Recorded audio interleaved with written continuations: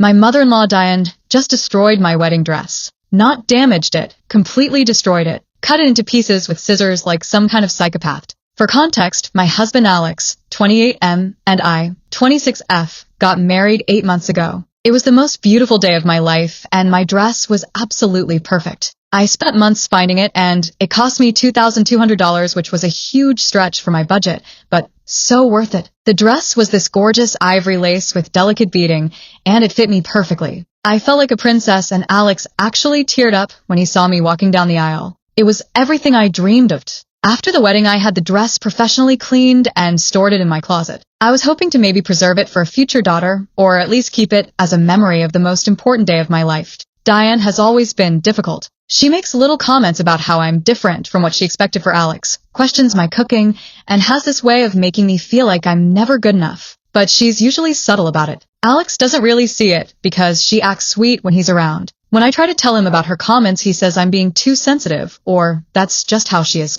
2 weeks ago, Diane mentioned that her neighbor's daughter was getting married and struggling financially. She said, wouldn't it be nice if someone could help her with a dress since she was having such a hard time? I said that was really sad, and maybe we could help her find something at a consignment shop or discount store. Diane got this weird look and said, well, you have that dress just hanging in your closet doing nothing. I told her I wasn't comfortable lending out my wedding dress. It's really personal to me, and I want to keep it safe. Diane said I was being selfish and that helping others was more important than keeping things for sentimental nonsense. I tried to explain that it wasn't just any dress.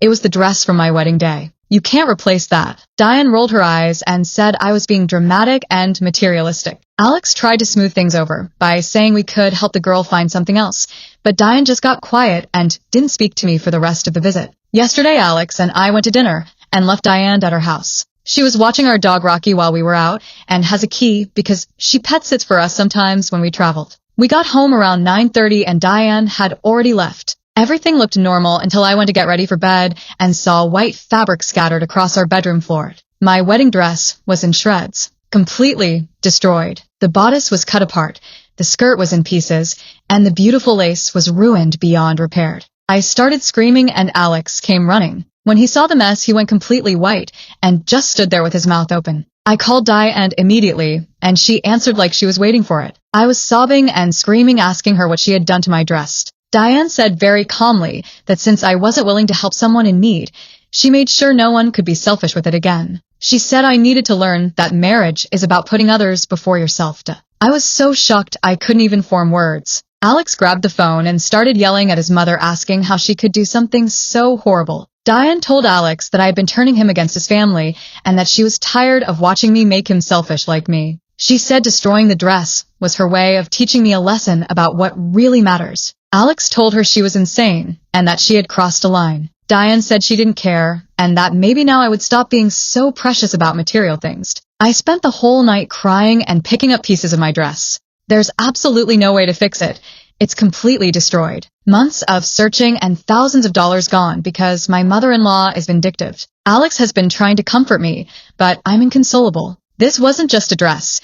It was the most meaningful piece of clothing I've ever owned. It was part of the happiest day of my life, and now it's garbage. I keep thinking about how beautiful I felt wearing it, how Alex's face lit up when he saw me, how perfect everything was that day. That dress held all those memories, and now it's destroyed. Alex called his dad this morning and told him what happened. His dad was quiet for a long time and then said he was sorry and that there was no excuse for what Diane did. Diane has been texting me all morning with fake apologies saying she got carried away and didn't mean to hurt me so badly. She's acting like she accidentally spilled wine on it instead of deliberately cutting it to pieces. She keeps saying she'll buy me a new dress, but doesn't seem to understand that you can't replace a wedding dress. The whole point is that it's from your wedding day. You can't just buy another one at the store. I told Alex I never want to see Diane again and that she's not welcome in our house. Alex agrees, but I can tell he's struggling with the idea of cutting his mother off completely. Part of me feels guilty because I know Alex loves his mother, even though she's awful. But I can't get past this. She came into my home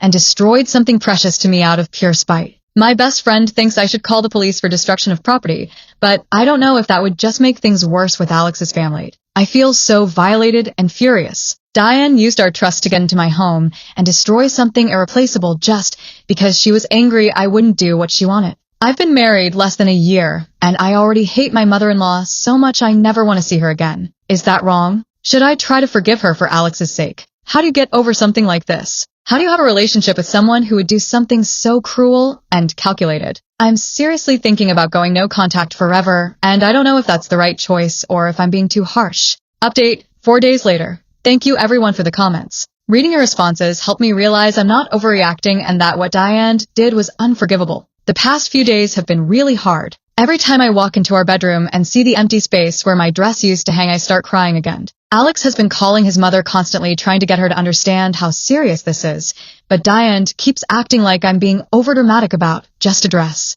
Yesterday, Diane showed up at our house uninvited with a white dress from some department store. She said it was my replacement and that now everything was fine. The dress was completely wrong, different style, cheap material, nothing like my actual wedding dress. It was like she grabbed the first white dress she saw without any thought. I told her to take it back because she couldn't replace my wedding dress with some random dress from a store. Diane got defensive and said she was trying to make things right, and I was being ungrateful. Alex told his mother the gesture was insulting and asked her to leave. Diane started crying and saying we were ganging up on her and that she was doing her best to fix the situation. I told Diane that the only way to fix this would be to go back in time and not destroy my dress. She said I was being dramatic and that it's just fabric. That's when I completely lost it. I told Diane that she was a miserable person who couldn't stand seeing other people happy. I said she destroyed my dress because she's jealous that Alex chose me. Diane started screaming that I was poison and that Alex would see my true colors eventually. She said I was trying to turn Alex against his family and that she would never accept me. Alex told his mother to get out and not come back. Diane left but kept yelling that this wasn't over and that she would make sure everyone knew what kind of person I really was. After she left Alex and I talked for hours about what to do. Alex said he supports whatever decision I make about having contact with his mother. I told Alex I wanted nothing to do with Diane ever again. No visits, no calls, no family events if she's there. Alex said he understood and that he would handle telling his family. Alex's dad came over the next day and said he was ashamed of what Diane had done. He said he would still want to see us but wouldn't pressure us to forgive her. Alex's sister called and said she was horrified when she heard what happened. She said she'd always thought Diane was difficult but never imagined she would do something so destructive. I'm relieved that Alex's family is being supportive, but I'm still devastated about my dress. I keep thinking about all the memories attached to it and how Diane stole that from me. My mom suggested I try to make something from the pieces that weren't completely destroyed. Maybe a small keepsake or shadow box with photos from the wedding. I'm not ready to look at the pieces yet, but maybe someday I can find a way to honor what the dress meant to me. For now, I'm focusing on moving forward. Diane showed me exactly who she is, and I believe her. I don't want someone that cruel in my life. Alex has been amazing through this. He's proven that he'll protect me even when it means going against his own mother. I know some people think I should forgive Diane, but I don't think I can. Some things are unforgivable, and this feels like one of them. Update 2, 3 weeks later. Wanted to update because Diane has been trying to manipulate the situation, and it's been really stressful. After we went no contact, Diane apparently started calling Alex's relatives, telling them that I was controlling and had forbidden Alex from seeing his family. Alex's uncle called him asking if it was true that I was isolating him from his mother. Alex had to explain what really happened, and his uncle was shocked. Diane had told everyone that she accidentally damaged my dress while helping me organize and that I went crazy and banned her from seeing Alex. She completely twisted the story to make herself look like the victim. Alex has been having to call family members one by one to tell them the truth. Most of them are horrified when they learn what Diane actually did, but a few still think we should just forgive and move on.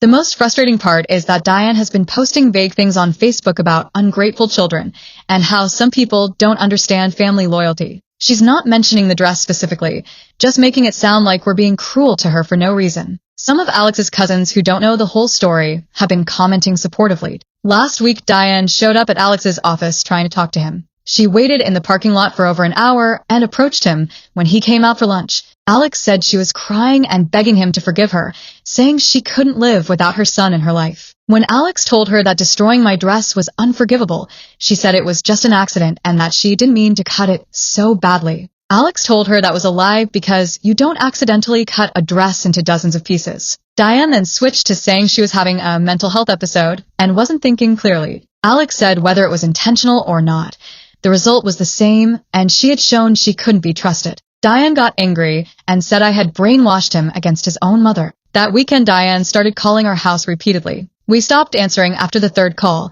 but she kept leaving voicemails saying she was sorry and that she just wanted to talk. Alex finally answered and told her to stop calling. Diane said she would keep trying until he agreed to see her, because that's what mothers do. We've been documenting all her calls and visits because Alex's dad suggested we might need evidence if her behavior gets worse. Alex feels really guilty about his mother's behavior. He keeps saying he should have seen the signs earlier and protected me better. I told Alex that none of this is his fault and that Diane's actions are her responsibility. He couldn't have predicted she would do something so extreme. We've decided to change our locks and take back the spare key. Alex's dad said he would watch Rocky when we travel, so Diane won't have any reason to come to our house. I never thought standing up to my mother-in-law would lead to this much drama, but I don't regret setting boundaries. Diane's behavior since then has just proven we made the right decision.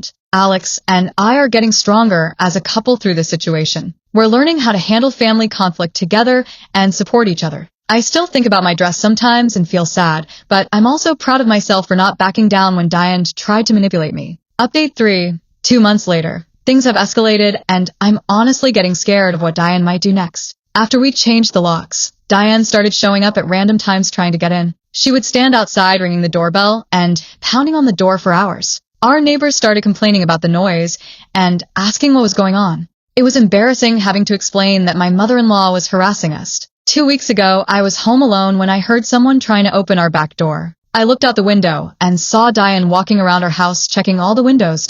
I called Alex immediately, and he came home from work. By the time he got there, Diane was gone, but we found muddy footprints under our bedroom window. Alex called his mother, and she denied being at our house, but she got defensive and started asking why we would accuse her of something like that. The next day, Alex's dad called and said Diane had been acting strange lately. She'd been talking about how I was keeping her from her son and that she needed to check on him to make sure he was okay. Alex's dad said he was worried about Diane's mental state and suggested we document everything in case we needed to involve police. Last week I came home from work to find our trash cans had been dumped out and gone through. There was garbage scattered all over our driveway and yard.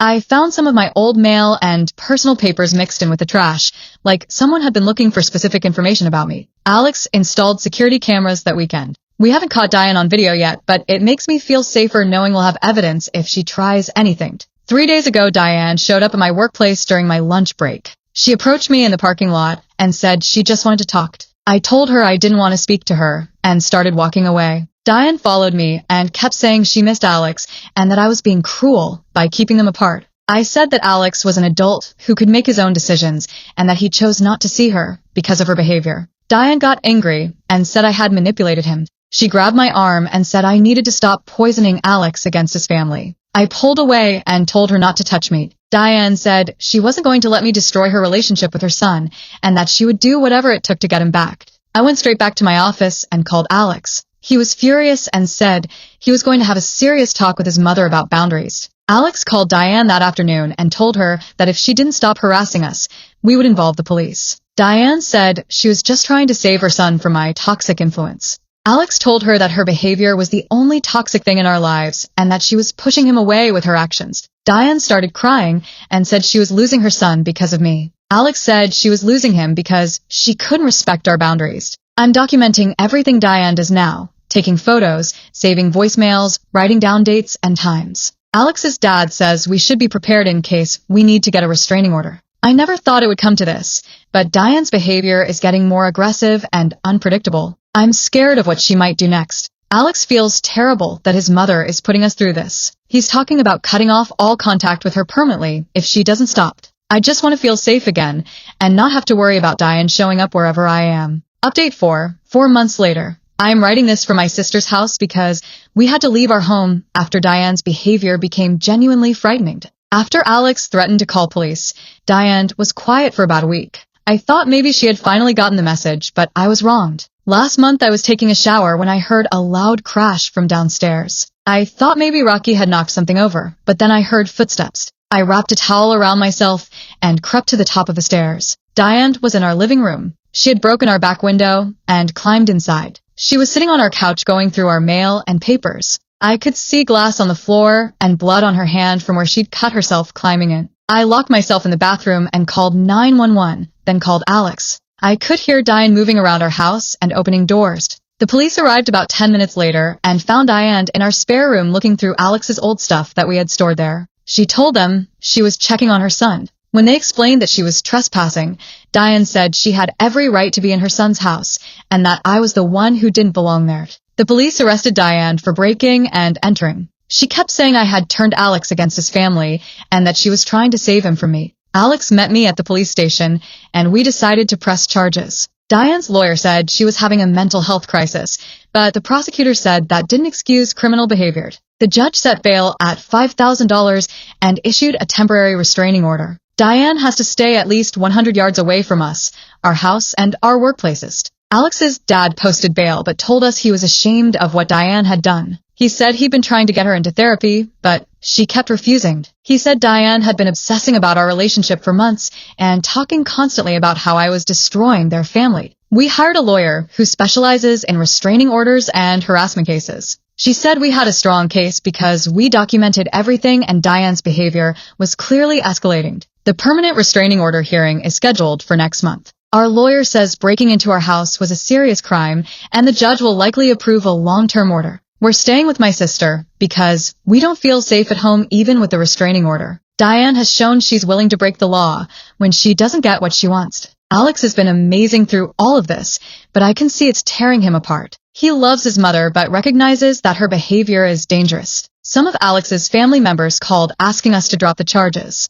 They said Diane was just a worried mother and that we were being too harsh. I told them that worried mothers don't break into their adult children's homes. Alex backed me up and said we weren't changing our minds. I keep thinking about how this all started with my wedding dress 4 months ago. What began as a cruel act of spite has turned into a complete nightmare. The hardest part is that I'm scared of what Diane might do next. Breaking into our house showed she's capable of anything when she feels desperate. Alex feels guilty that his mother's behavior has upended our lives. I told him that none of this is his fault and that we're doing the right thing by protecting ourselves. We're going to see this through to the end. Diane needs to face consequences for her actions and get the help she clearly needs. I just want this to be over so we can start rebuilding our lives without constantly looking over our shoulders. Update 5, 6 months later. Final update because this situation has finally reached a resolution. The permanent restraining order was approved for 5 years. The judge said Diane's pattern of escalating behavior and the break-in showed she was a genuine threat to our safety. Diane was sentenced to 90 days in jail and 18 months probation.